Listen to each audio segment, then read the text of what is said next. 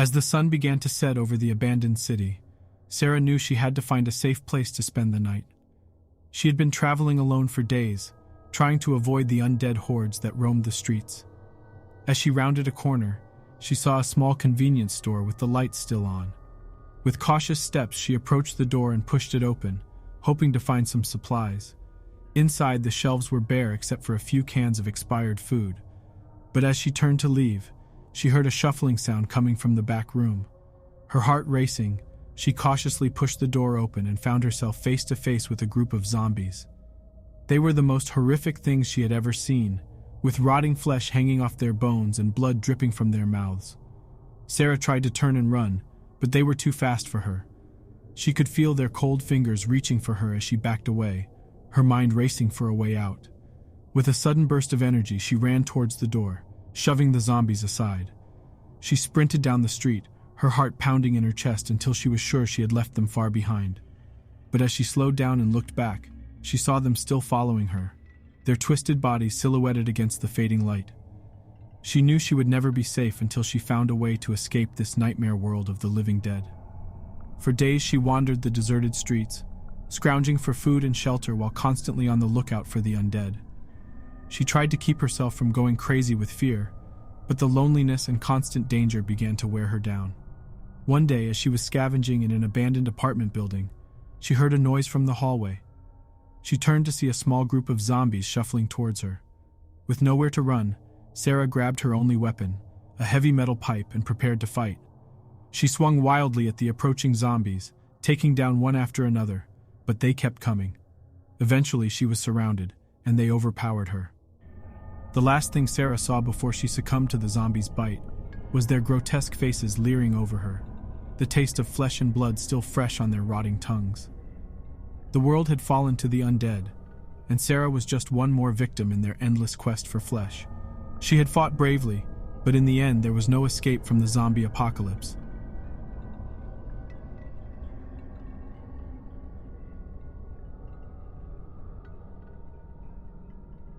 The sky was overcast, and the air was thick with a putrid stench.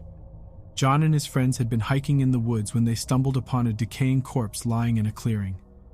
As they approached the body, they realized that it was no ordinary dead person.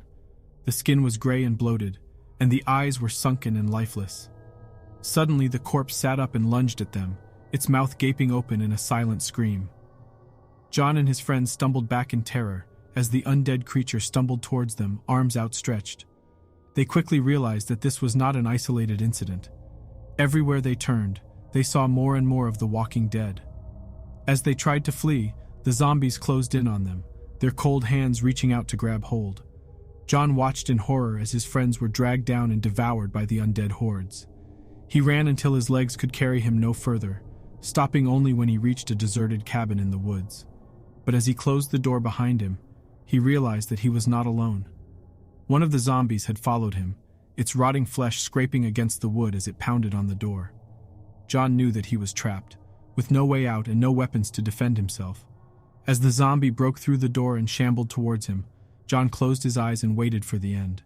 He could feel its cold fingers wrapping around his neck, ready to take him down.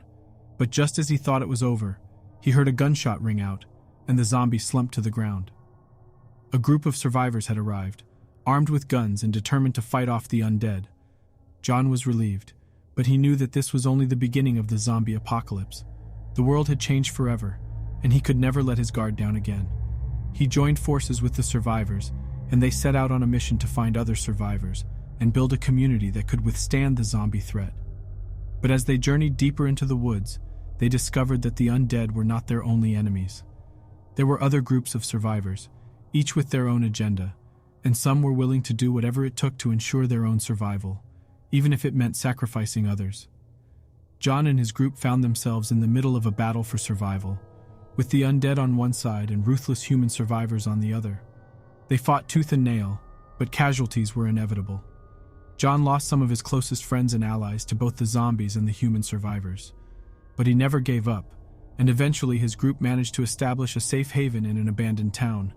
They built barricades and defenses to keep the zombies out, and they formed a strong community, working together to grow crops and gather resources.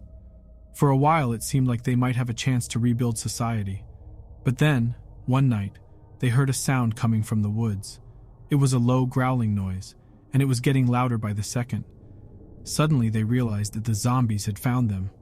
The undead hordes descended on the town, overwhelming the defenses and flooding the streets. John fought bravely alongside his comrades, but it was no use. The zombies were too many, and they overran the town, tearing apart anyone who stood in their way. John was one of the last survivors, desperately trying to escape the carnage. But as he fled, he saw the hordes closing in on him from all sides. He knew that this was the end, and he closed his eyes, waiting for the final blow. When he opened them again, he was lying on the ground, surrounded by the undead. He had been bitten, and he knew that this was it. His time. And the human race's time had come to an end.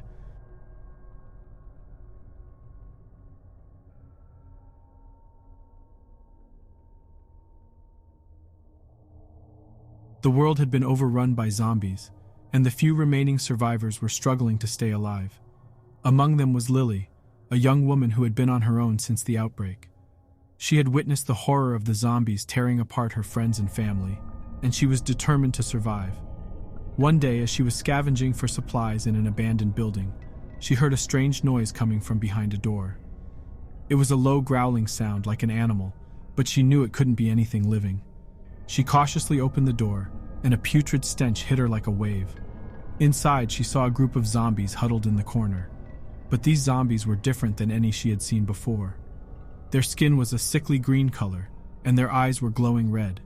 They were covered in slime, and their teeth were long and jagged, like something out of a nightmare. Lily tried to run, but the creatures were too fast. They chased her down the hallways, their slimy hands reaching out to grab her. She turned a corner and found herself face to face with a wall of zombies, all with the same glowing red eyes. She was trapped, with no way out. The zombies closed in on her, their jaws snapping shut. But just as they were about to tear her apart, Lily woke up. It had all been a nightmare, or so she thought. But as she got out of bed, she realized that she was covered in a cold sweat, and her heart was pounding. She tried to shake off the feeling, telling herself that it was just a dream. But as she went about her day, she couldn't shake the feeling that something was off. Everywhere she went, she saw people with red eyes, and she heard the growling sound from her dream. She tried to ignore it, but the feeling only grew stronger. It wasn't until later that night, when she was alone in her apartment, that the truth finally hit her. She looked in the mirror and saw that her own eyes were glowing red, just like the zombies from her nightmare. Panic set in as she realized what was happening to her. She searched frantically online, hoping to find some kind of cure or remedy. But everything she found was either outdated or false. She knew what was coming next: the hunger for flesh, the loss of all human emotion and reasoning, and the inability to control her own body. The next few days were a blur of fear and desperation as Lily tried to come to terms with her fate. She knew she couldn't let herself turn into a zombie. She didn't want to be responsible for the deaths of others. But she also knew that the end was near. As she felt the virus taking hold, she barricaded herself in her apartment, hoping to keep the rest of the world safe from her impending transformation. But as the days passed, she could feel herself slipping away. She knew it was only a matter of time before the virus took full control.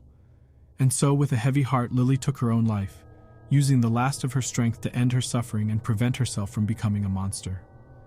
As her body hit the ground, the last vestiges of her humanity faded away, leaving behind only a lifeless shell.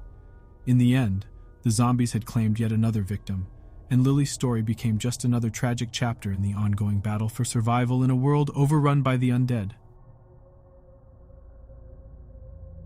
Thanks for watching today's video. Please consider subscribing and hitting the like button. It really helps us out.